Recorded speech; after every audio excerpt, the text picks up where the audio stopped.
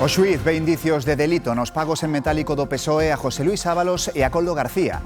O Supremo pídelle á Audiencia Nacional que investigue se hai financiamento ilegal. Apunta que hai pagos desvelados pola UCO que non constan na información que facilitou o PSOE.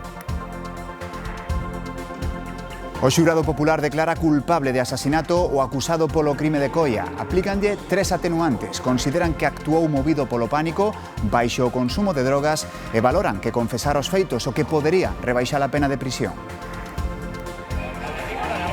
Esta noite celebrase o Samaín, a festa celta dos defuntos. Rúas, barrios e vilas enteiras convertidas en escenarios de terror con multitude de actividades e, por suposto, o truco ou trato para conseguir algunha lambonada.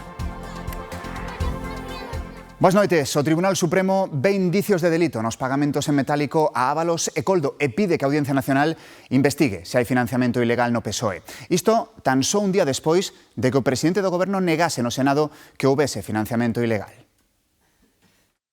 Dixo Pedro Sánchez hai 24 horas. El Partido Socialista es un partido que tiene una financiación absolutamente limpia. E repetiu na súa man dereita este venres. Nosotros tenemos la trazabilidad de todos los pagos que se hayan podido hacer previa factura. A cúpula socialista defende a limpeza das contas do partido, pero o xuíz do Supremo non o ten tan claro e envíalle toda a documentación á Audiencia Nacional para que investigue os pagos en metálico a Ábalos e Koldo. Un informe da UCO fala de posibles descadres na contabilidade. O auto sostén que hai moitas incógnitas sobre o financiamento e a caixa do PSOE que deben despexarse. Presión judicial que ven a sumarse á presión política. El Partido Socialista no es capaz de explicar el origen de su dinero. Esto explica por qué ayer Sánchez mintió. O PP decidirá nas próximas horas que facer coa comparecencia de Pedro Sánchez. Esto tiene un largo recorrido. Es la estrategia del Partido Popular, amenazarnos. 24 horas despois disto, a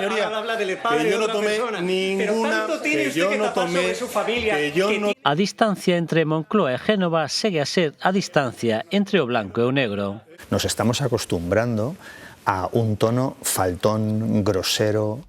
Bueno, él consiguió no responder y yo conseguí retratarle, por lo tanto yo me voy bastante más satisfecho que él. Obviamente el presidente del gobierno salió reforzado, salió exitoso, salió más que airoso. A lo mejor se ha escapado, pero España ha visto el presidente que tiene. A Deputación de Ourense aprobou a reprobación do ministro de Transportes Óscar Puente pola supresión das paradas de tren de alta velocidade na Gudiña desde o pasado mes de xuño. A moción presentada polo PP exixe ao ministro que rectifique e reverta os horarios e paradas. Contou co voto a favor do Partido Popular, Democracia Ourensana, BNG e a abstención do PSDG. Dous detidos polo de agora en Pamplona polos altercados de grupos radicais que deixan un xornalista, un estudante e 4 axentes feridos. Os incidentes, cualificados polo sindicato policial mayoritario Jupol de Cal e Borroca, producíronse durante as protestas contra un acto anunciado por un activista crítico ca esquerda. 24. É o momento da brutal agresión que sufriu un xornalista por parte dun grupo de radicais que protestaban contra a presenza dun activista crítico coa esquerda no campus da Universidade de Navarra. Finalmente, o acto suspendeuse por motivos de seguridade, pero os incidentes foron a máis. Segundo o relato do propio xornalista, un grupo de violentos patearon no chan cando intentaba gravar os disturbios, malia que se identificou como profesional. Recibiu patadas, golpes e insultos e finalmente tivo que ser evacuado en ambulancia a un hospital onde recibiu asistencia médica. Cando o xornalista houbo outros 4 feridos entre os efectivos antidisturbios da Policía Nacional. Polo momento hai 2 persoas detidas por estes incidentes. A Universidade de Navarra emitiu un comunicado no que condena os graves incidentes e lembra que é un lugar de convivencia e diálogo no que non ten cabida a violencia. A Casa do Rei celebrará os 50 anos da restauración da monarquía ca imposición do vélaro de ouro á raíña Dona Sofía e os pais da Constitución. Celebrarase o 21 de novembro no Palacio Real. Don Filipe pronunciará un discurso ante os poderes do Estado. A familia real tamén asistirá a un acto académico nas Cortes que levará por título A coroa no tránsito cara á democracia. O rei don Xoán Carlos non estará nas cerimonias institucionais. Acudirá a un xantar estritamente familiar e privado no Palacio da Zarzuela. O Tribunal Superior de Xustiza de Galicia paraliza cautelarmente un parque eólico situado entre Lugo e Castroverde. Decide mantelo en suspenso para evitar prexuizos. A sentenza choca co pronunciamento feito polo Tribunal de Xustiza da Unión Europea que avalou a tramitación do sector eólico feito pola Xunta. A Asociación Eólica de Galicia volveu pronunciarse hoxe por esta contradición xudicial. Din non entender estas paralizacións e advirten do risco de destrución de empregos no sector. A Comisión Europea prioriza o enlace ferroviario entre Lisboa e Madrid que quere ter listo para 2034. Un calendario que preocupa a Eurorrexión Galicia-Portugal, pendente aínda do enlace Vigo-Oporto, que non ten unha folla de ruta oficial. Bruxelas, María Calvo. Lisboa-Madrid en 5 horas no 2030 e tan só en 3 horas no 2034. Son as previsións que manexa a Comisión Europea para a liña de alta velocidade entre as capitais portuguesa e española. Bruxelas presenta un calendario de actuacións co obxectivo de acelerar a execución deste proxecto de infraestrutura transfronteiriza que di mellorará de xeito significativo a mobilidade dentro da Unión Europea. Porén, o AVE Vigo-Oporto non avanza ao mesmo ritmo. Aínda está agardando prazos. Apuntábase ao ano 2032 como data para a finalización da conexión de alta velocidade galego-portuguesa, pero este anuncio da Comisión Europea preocupa a Eurorrexión Galicia-Portugal, que teme que a folla de ruta marcada afecte a liña Vigo-Oporto, aínda cos prazos de execución no aire e a saída sur en estudo informativo. Galicia segue aumentando o número de residencias de maiores construídas pola Fundación Amancio Ortega. Hoxe inaugurouse a de Ferrol, que se suma ás xa rematadas en Santiago, Lugo, Pontevedra e A Coruña. A fase de construción está a de Ourense e tamén está proxectada unha en Vigo, que de momento se está atrasando por discrepancias co Concello. En total serán 900 prazas por os maiores que as precisen. A residencia de Ferrol conta con 120 prazas repartidas en 74 cuartos, dos que 36 son individuais e 6.500 metros cadrados de zonas verdes e espazos abertos. Como as que xa están en funcionamento, ten sala de estar, comedor, cociña, salón de peiteado ou sala de fisioterapia. Las residencias, aparte de atender a la necesidad social, tienen también un impacto económico relevante. Para una residencia como esta es una mediana empresa que probablemente va a generar un empleo de más de 120 personas, creando condiciones buenas de trabajo en grupos sociales. Alfonso Roda agradeceulle a presidenta da Fundación Amancio Ortega, Flora Pérez, o investimento en construir e equipar estas residencias, no caso de Ferrol con máis de 31 millóns de euros, para mellorar a vida dos maiores. Roda felicítase de que esta ambiciosa aposta, dixo, sexa unha feliz realidade. Isto é unha residencia pública, imos escoller un sistema de xestión que se licitará xa o luns para canto antes, que pode estar en funcionamento. Este é un día tamén para presumir de poñer a disposición dos galegos unhas residencias públicas cunha calidade que me atrevo a decir non existe en ningún outro sitio de España. A residencia está no barrio do Bertón, onde a Xunta ten proxectadas máis de 360 vivendas públicas. Ochoac consegue integrar organoides humanos no ril dun porco. Trátase dun cultivo de células nai humanas que se unen ao ril do animal nun traballo de laboratorio. Estamos diante dun fito na medicina rexenerativa que a longo prazo permitiría que os órganos que van ser transplantados poidan ser tratados e acondicionados antes de implantalos. O Instituto de Investigación Biomédica da Coruña participa nesta investigación xunto co Instituto de Bioenxeñería de Cataluña. Este nuevo método supone un gran avance, pues podría suponer la regeneración de órganos dañados y así también poder aumentar la disponibilidad de órganos para trasplante. O Tribunal Superior de Xustiza de Galicia ordena ao Concello de Vigo que restrinxa o ruido do Nadal. O Tribunal exixe ao Goberno local que non se vulneren de novo os límites de decibelios. Patricia.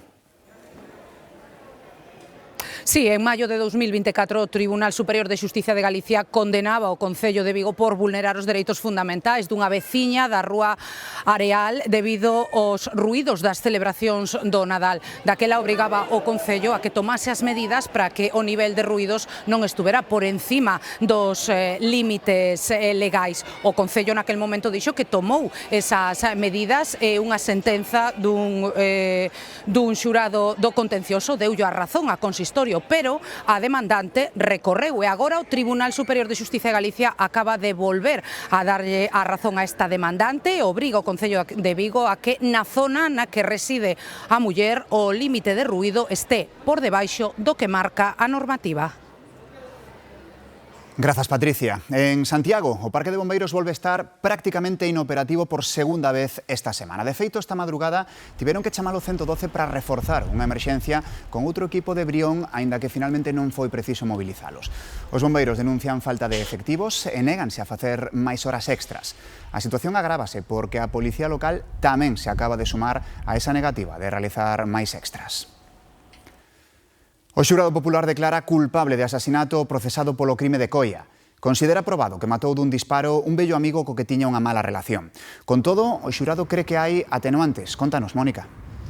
Sí, o xurado popular considera por unanimidade culpable de asasinato o acusado, pero o beneficia con 3 atenuantes: a de confesión, merma das capacidades psíquicas por consumo de sustancias e medo insuperable. A Fiscalía asume o veredicto e rebaixa as penas de 22 a 17 anos de cárcere. Tamén o fai a acusación particular. O xuízo alongouse durante toda a semana aquí na Audiencia de Vigo e co veredicto do xurado popular queda visto para a sentenza.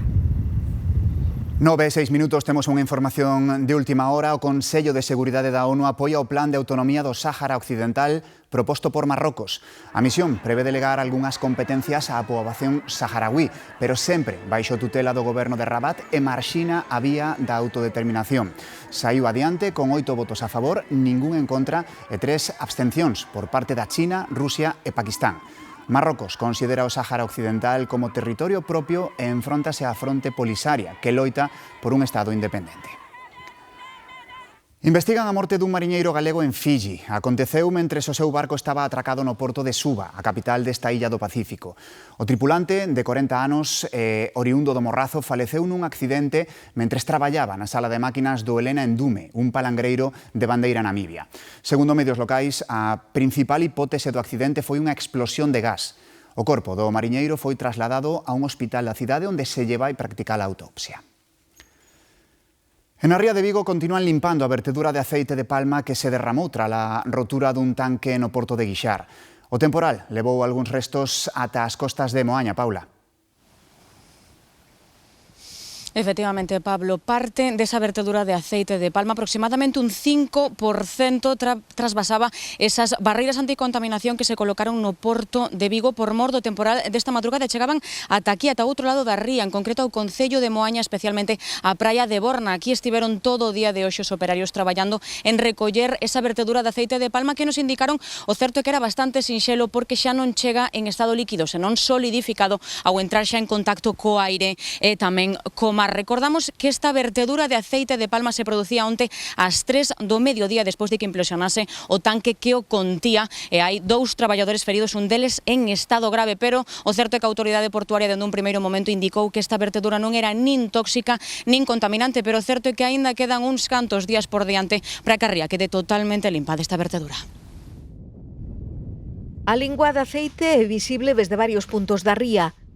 As dobres barreiras anticontaminación que se despregaron ao pouco do accidente lograron conter gran parte da vertedura, unhas 100 toneladas de aceite de palma que se utiliza como alimento animal. Agora está solidificado, o que facilita a recollida. Cuando está frío se convierte en sólido, totalmente sólido, como si fuera una pastilla de jabón. Podéis ver ahí algunas muestras que hemos cogido. Entonces se solidifica totalmente, no produciendo contaminación física. Lo que hay que hacer es una recogida mecánica y que ha sido gran volumen de material que ha salido. As malas condicións do mar durante a noite complicaron a contención da vertedura e aproximadamente un 5% esparexeuse pola ría e chegou ata Moaña, xa diseminado en pequenas placas. Os traballos de limpeza continuarán durante as próximas horas, pero está descartado o risco de contaminación ambiental.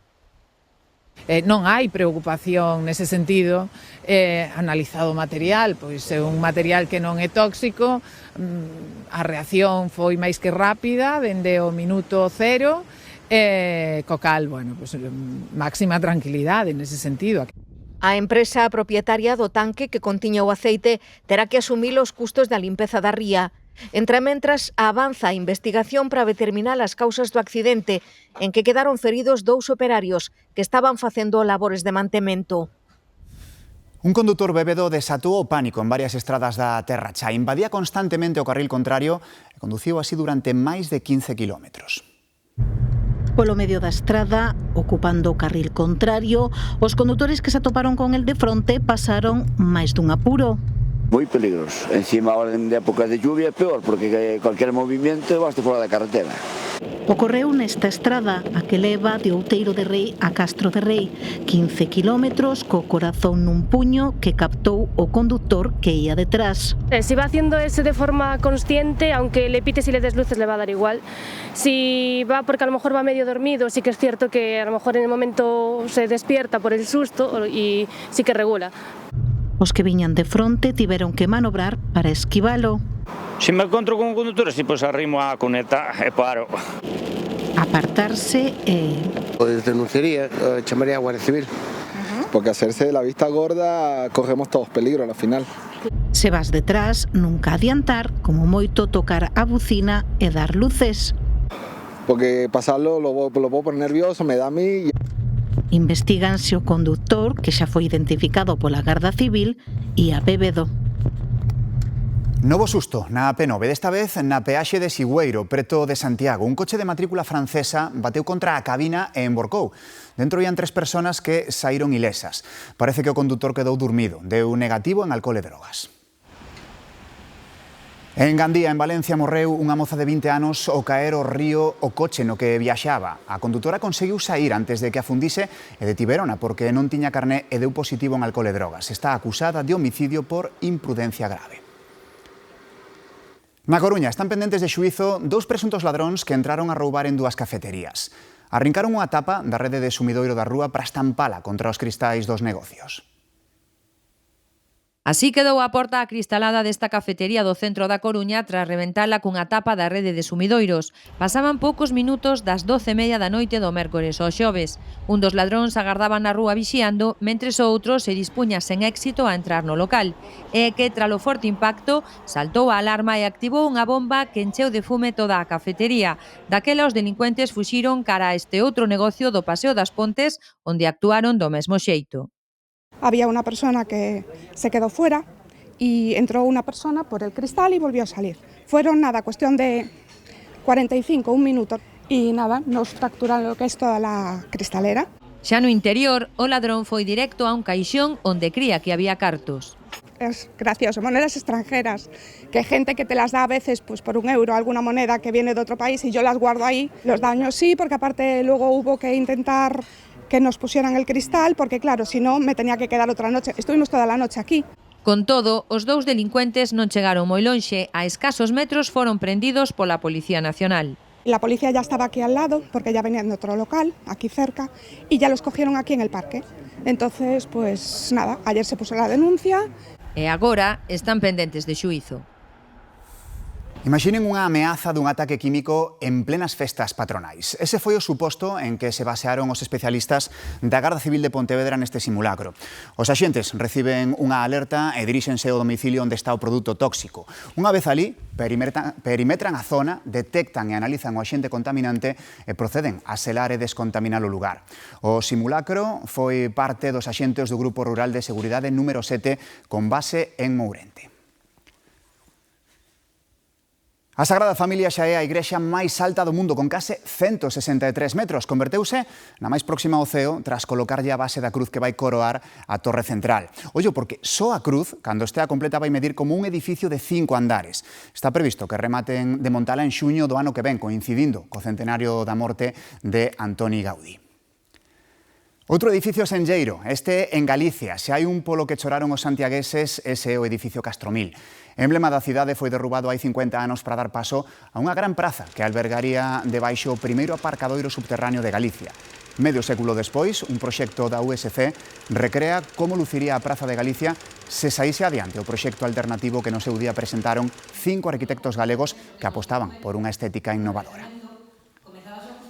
Unha provincia galega está no top 3 dos que máis aforran de España. A ver se adiviñaron cale.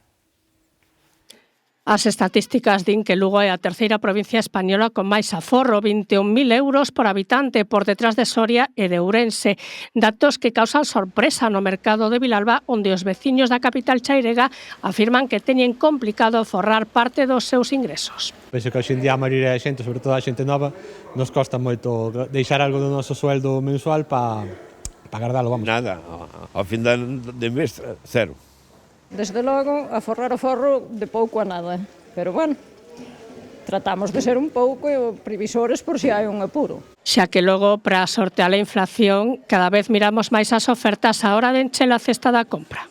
Nosotros intentamos tamén darlles socios para que eles tamén poidan abaratar a súa cesta da compra, pero sí, é verdad que cada vez mírase máis o precio. Ademais da inflación dos produtos básicos, os impostos e os seguros están entre os gastos fixos máis importantes que obrigan a reducir o consumo non básico, nomeadamente no caso dos pensionistas. Hai que ayudar a mi hija un pouco e pouco se ahorra de vacaciones, nada. Procuro forrar, por exemplo, en roupa, en ocio. Unos vinos por aí, nada máis. Por que non fai a compra? Entonces, como non ven facer a compra, non sabe o que subeu todo. Galicia é unha das comunidades máis propicias para forrar, porén o 15% das familias non o consegue e case a metade dos fogares teñen dificultades para chegar a final de mes. Non teñen voz, pero deixan pegada. Falamos das mascotas, que agora teñen no concello coruñés de Culleredo un espazo único en Galicia para ser lembradas, especialmente nestas datas. Hai cemiterios que non atopamos nos mapas, lugares onde non se enterra, pero si se honra. Aquí non hai lápidas, pero si nomes gravados na memoria. Este Parque do Recordo é ese outro cemiterio. Cada vez más ellos son miembros de la familia, por lo tanto tendemos a tratarlos exactamente igual que un miembro más, que un miembro humano. Y sabemos que en humanos esta opción también existe y por eso nosotros también queríamos ofrecerla. Neste crematorio de mascotas gárdanse cinzas en nichos que se alugan e urnas que esperan o seu destino final. Como un paso de transición. Hay gente que no está preparado para llevarse a casa inmediatamente las cenizas y por lo tanto la tienen un tiempo aquí. Y luego ya eligen un destino, esparcirlas, enterrarlas o llevarlas a casa. O Parque do Recordo recibe visitas nestas datas, pero non só o 1 de novembro, senón tamén o 27 de outubro, data simbólica na que din as mascotas volven para acompañarnos. Non é esta unha noite calquera, é unha noite chea de terror e tamén de diversión, porque moitas vilas galegas están agora en plena celebración do Samaín. E a cidade de Ourense é se cadra un dos lugares onde acada maior dimensión. Unha festa en que se mesturan meigas e a Santa Compaña con mortos viventes e con monstros de todo tipo. Isto en Ourense, pero en todos os puntos de Galicia se repiten imaxes semellantes nesta noite propicia para trasgos e para meigas. Se hai algo que non pode faltar no actual Samaín son as lambonadas. Nas tendas dispárase a venda de todo tipo de doces terroríficos, desde os tradicionais caramelos ata propostas máis personalizadas como os cadaleitos de madeira. Pois como é tipo caixiña, o que nos pedían era tapar o hueco para que non cayeran as chuches e poñerlle cousiñas pequenas como fresquito, levaban tamén un ollo destes. Adentrámonos no túnel do terror que cada ano organizan os veciños dos barrios do Ventorrillo e Agra do Orzán da Coruña. A temática do circo do terror, o circo freak, por eso temos este tipo de fotocall e algunha cousa máis, como, bueno, pois a vidente ou cousas dese estilo. É a primeira parada dun roteiro que leva aos máis pequenos por tendas e comercios dos barrios. De porta en porta dan vida á adaptación galega do americano Truco ou Trato. Truco o trato? Trato. E así van enchendo bolsos e cabazas coas lambiscadas que máis lles gustan. Me gustan las piruletas mucho. A chuche que máis me gusta é o escalofrío. Entre cabazas, fantasmas e cabeiras degustan o sabor máis doce na noite máis terrorífica. Conectamos co lugar, hoxe cun artistazo como Carlos Baute, con Broken Pitch, moi propio para a temática de hoxe, un lugar de medo. Hola, Aitana. Hola, Galloso. Mira que ben informados, vexos compañeros de informativos. Carlos Baute, efectivamente, ese aplauso para recibilo, que está por aí. Xa ten a lápida, xa ten a lápida aquí posta. Que pasou? Bueno, está Carlos, está Boris Izaguirre nun programa non que non vamos a morrer de medo para nada, todo contrario. Vamos a morrer de risa, que é do que se trata. Sí, estás ben? Que é isto? ¡Socorro, Pablo! ¡Sácanos de aquí, por favor! ¡Que non sei que me pasa! Luar, estamos preparados aquí cando son as 9:20. Todo listo. Non tardedes. Os Broken Beach. Esta é a historia dun encargo, e non un encargo calquera, o dos frescos da Capela Sixtina. Con 24 anos, Miguel Anxo era xa un artista consagrado, esculpira a Piedade e o David, e sobrabanlle os grandes clientes. Chegoulle entón o mandado do Papa Xulo II, foi unha aposta, porque mesmo el recoñecía que era escultor e non pintor, pero aceptou e foi un acerto, porque crearía unha das obras máis importantes da historia. A grande icona é esta, a creación de Adán, o momento en que Deus dá vida ao home. Durante 4 anos e 5 meses, Miguel Anxo estivo subido a andamios, forzando a postura para pintar a bóveda e caéndolle a pintura nos ollos. Foi un inferno. Remataría o traballo tal día como a hoxe en 1512. E tanto autor como cliente deberon quedar contentos porque 25 anos despois volvería para pintar o xuízo final. Este polo menos era sobre unha superficie vertical e recta. Boa fin de semana.